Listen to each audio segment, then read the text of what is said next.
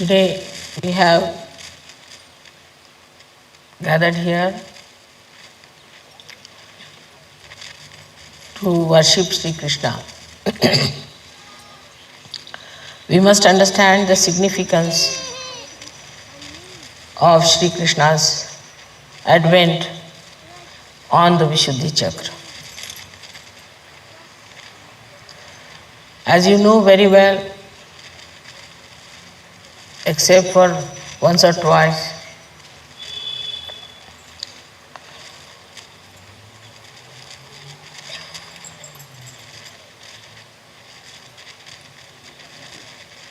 Sri Brahmadeva has taken his incarnation.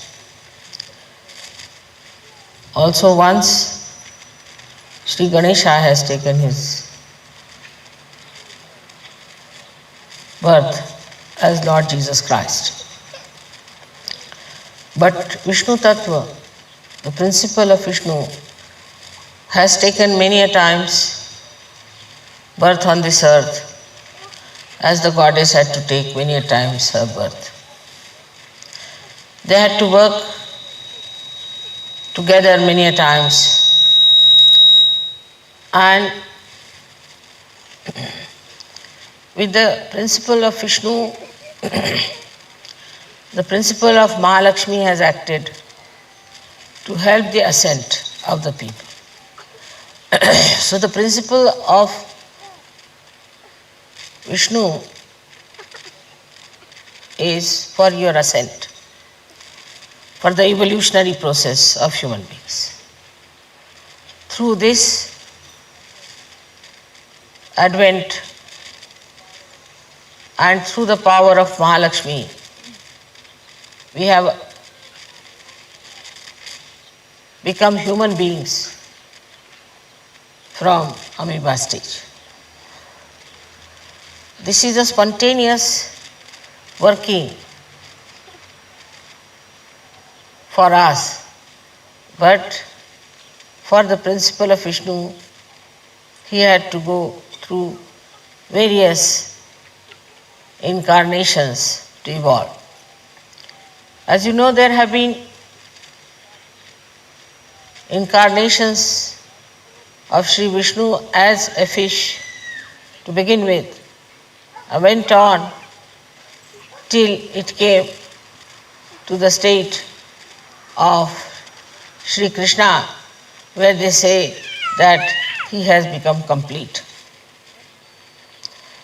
But one has to realize that he works on our central nervous system. He builds our central nervous system. Through our evolutionary process, our central nervous system has been built up. And this central nervous system has given us all the human awareness that we have. Otherwise, we would have been just like the stones. But through this building up of our awareness one after another, building up different chakras within us, this principle of Vishnu has brought us to the understanding that we have to seek the truth and ultimately we have to become Sahajogis. So this principle of Sri Krishna is so important that at the state, as we call it the Vishuddhi Chakra, we become complete. In the sense that when the Sahasrara is opened out for you and you start feeling the vibrations, you are not yet fully complete. If you were just complete, then it would have been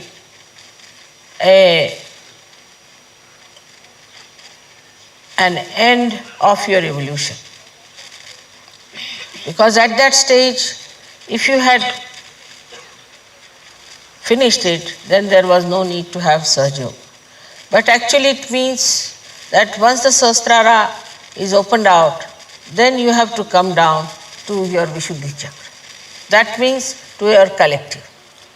If it is not working on your Vishuddhi Chakra, the enlightenment on Vishuddhi Chakra, you cannot feel the vibrations. as you saw yesterday, the artist started playing in a very new dimension. It's not that only they got awakening of the Kundalini. The awakening of the Kundalini was there, no doubt. But it had to come down to their Vishuddhi Chakra. If I could not have brought it back to their Vishuddhi Chakra, their hands would not have moved that fast.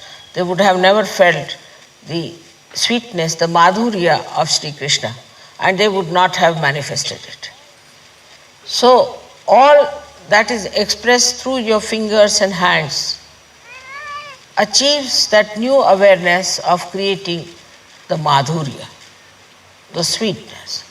In your art, in your music, in your gestures, in every way your hands are very important. But Vishuddhi Chakra also plays part, as you know, on the 16 chakras or the subplexuses which look after our face, our ears, nose, eyes, neck. All these things are looked after by Vishuddhi Chakra. As a result, also you can become great actors. You can have eyes which are innocent. You can have a skin which is shining. You can have ears which can hear the divine music. You can have a nose which shows your dignity.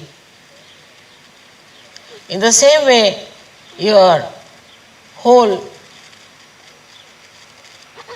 facial expression changes.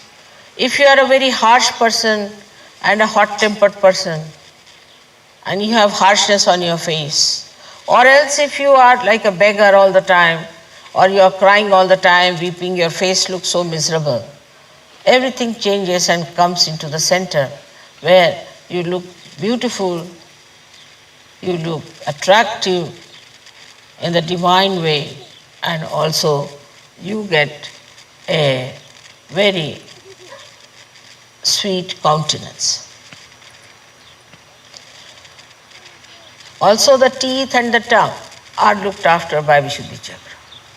So your teeth which are in trouble get cured.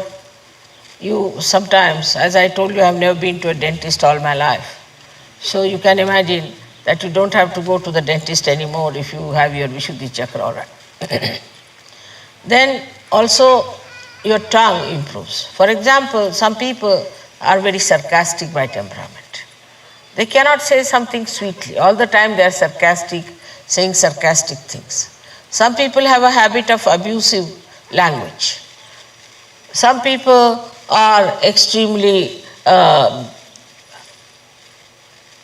beggarish type, all the time talking in a very beggarish manner. There's no dignity, there's no sweetness, and there is no self-confidence for some people. Some people even stammer. Some people cannot stand on the stage and give a lecture. All these things drop out as soon as your Vishuddhi Chakra improves. This is only outward. This is the outward manifestation of the Vishuddhi Chakra's improvement within yourself through the awakening of Sri Krishna on Vishuddhi Chakra. But what happens really is that inside you, you become a witness. You become a witness in the sense that all that is disturbing, all that is troubling you, all that is a problem, you just start watching it. You start witnessing it. You start seeing it, and you do not get disturbed. That seeing, that witnessing state has a tremendous power. Whatever you see without thinking, your problems get solved. Any problem you have, once you get this witness state, what you call tatastha, means you are standing on the shores and watching the waves to move. Then you know how to solve the problems. So your witness state has to be developed, and sometimes I have seen people have to go through little difficulties to develop that witness state.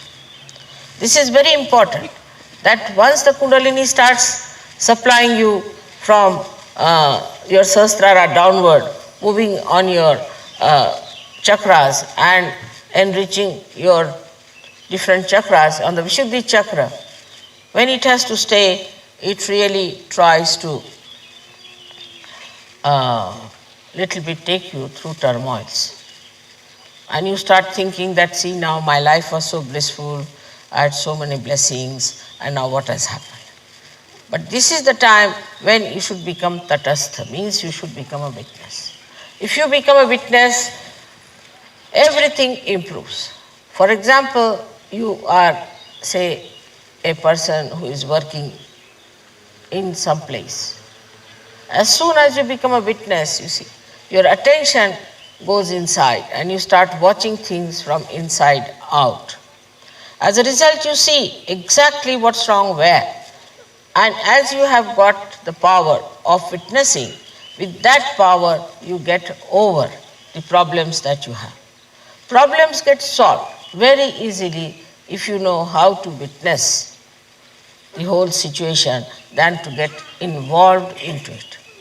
And this is the best state which we call as Sakshi Swarupatva, which you achieve when the Kundalini comes up and the connection is established and the divine ray starts following through that and enriches your Vishuddhi chakra. Now the name of Sri Krishna has come from the word Krishi, meaning the plowing of the soil for planting the crops. Now he is the one who has done the plowing for us, in the sense that he has created us in such a manner that when the sprouting has to be done, you are already ready for it. But as it is, we human beings spoil our Vishuddhi chakra by many wrong things, as you have seen that we smoke or we take drugs or we take tobaccos and all that. So our Vishuddhi chakra goes out. On top of that, if you are a person who doesn't talk at all or who talks too much or who shouts and screams and who shows temper, raises his voices, also spoils his Vishuddhi chakra. So the first thing is that in your using the Vishuddhi chakra, you have to remember it is to be used for sweetness, for madhurya. If you want to say something to someone, try to say something that is sweet and nice. Practice it. In certain places I have seen that people are used to a kind of a talk. And sometimes they cannot talk in the fashion that is sweet. For them it is adharma, as if to talk sweetly to someone. They only believe that you must really talk in a manner that will hurt others. So hurting anybody is not in the dharma of Sri Krishna. He either killed somebody or he was sweet. There's nothing in between. Either you have to be sweet to people or you have to kill someone. Now killing part you leave it. So you have to be only sweet. You all have to be sweet to each other. Especially among Sahajogis, you have to be extremely sweet to each other. And dealing with others also, sweetly you have to tell them. If you find anything wrong with them, they see this is not good. You are now come to Sahajoga, now you must behave like this or behave like that. Now, Sri Krishna's life has another very significant role to play. That is, he came on this earth after Sri Rama's advent, who was also Sri Vishnu. When Sri Rama came, the people were very ignorant. They had no idea about dharma. So as a king, he wanted to teach them dharma. And so he had to become very serious. So his incarnation was something of a very serious father who is very seriously undergoing all kinds of turmoils and things, and to create an image of a benevolent king. As a result, when his incarnation was over, people became very serious-minded. And all the seriousness started in the religion, all the ritualism started, people became extremely rigid. And that rigidity killed all the joy of life. And then all kinds of other things also started with that rigidity, is the beginning of Brahminism. Brahminism started in India when people started using Brahminism as a birthright, while it is not a birthright of anyone to be a Brahmin, but you have to become a Brahmin. After realization, you become a Brahmin. This fact is established not only in Sri Krishna's time, but also in Sri Rama's time, because Sri Rama himself was not a Brahmin. He made a person to write his Ramayana, who was Valmiki, who was a scheduled caste and was a fisherman. Very surprising, he asked this fisherman to write his Ramayana when he was not a Brahmin. And he made him a Brahmin. In the sense, as you have become Brahmins means knowing the Brahma. Those who know the Brahma are the Brahmins, and not those who are born in the Brahmin caste are Brahmins. And that is why people sometimes get very upset that how can these be Brahmins if they are so perverse and they can commit all kinds of sins. So by following any such religion or any such rigid ideas, you cannot improve.